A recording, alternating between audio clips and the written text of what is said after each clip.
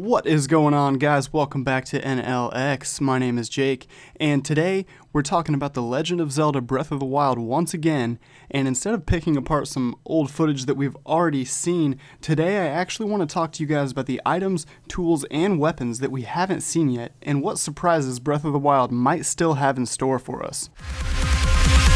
Open your eyes.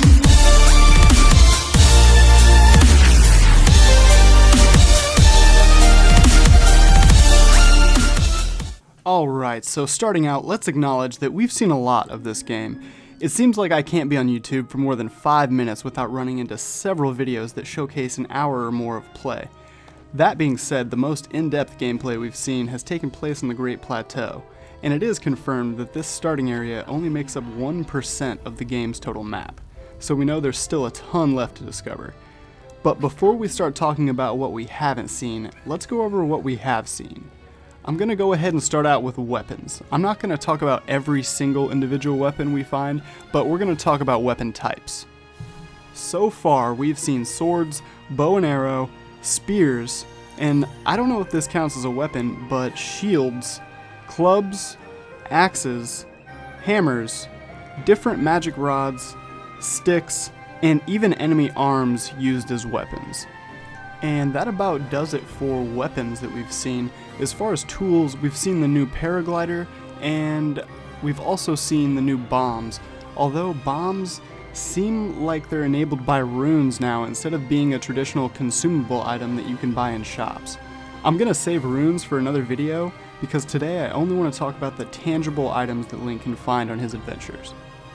So now that we've covered most of the items that we have seen, let's talk about the items that we haven't seen. First and foremost, the item I'm most curious about is the hookshot. As we all know, this Zelda game places a heavy emphasis on climbing and traversal. From the start of the game, Link has the ability to climb for as long as his stamina wheel will take him. I assume our stamina wheel will become stronger as we progress through the game, but where does that leave the hookshot? I'm thinking about making a more in-depth video about the potential role of the hookshot in Breath of the Wild, but for now, think about this. Breath of the Wild has a very complex physics engine. Think about what that could possibly mean for the hookshot. I'm talking about swinging from cliffs and things of that nature. The possibilities are really endless. The next item I want to talk about is the boomerang. In previous games, the boomerang is used to solve a number of puzzles, as well as in combat. One new feature coming to Breath of the Wild is the ability to throw weapons. This ability is obviously different from the use of the boomerang, but I wonder what that might mean for the item.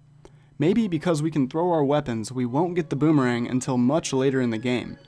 I also have a theory that the Gale boomerang might make an appearance in Breath of the Wild, but I'll save that speculation for another video. The next item I want to talk about is the slingshot. So in my opinion, there's a good chance this item might not even make it into the game. In previous Zelda titles, once Link gets the bow and arrow, the slingshot becomes pretty useless. Since we know that Link can get a bow only minutes into the game, I'm not sure how viable the slingshot could be.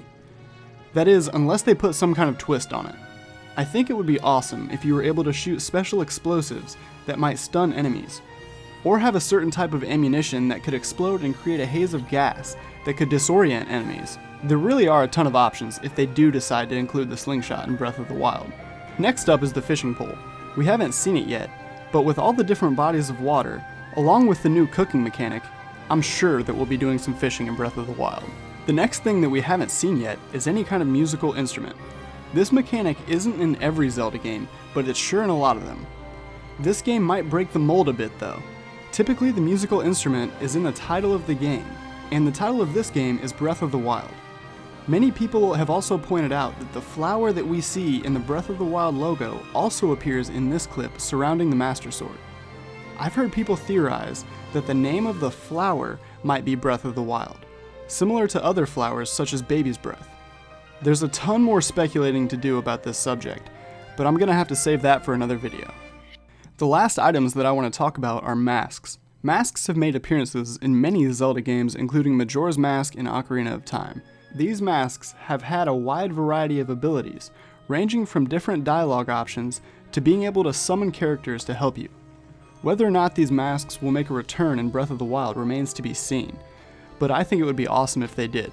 And that about does it, guys. There's still a ton of items that have appeared in other Zelda games that might make their way into Breath of the Wild.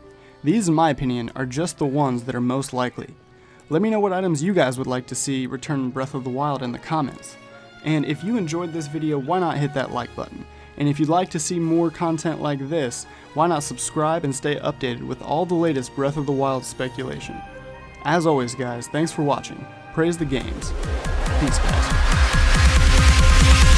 Open your eyes.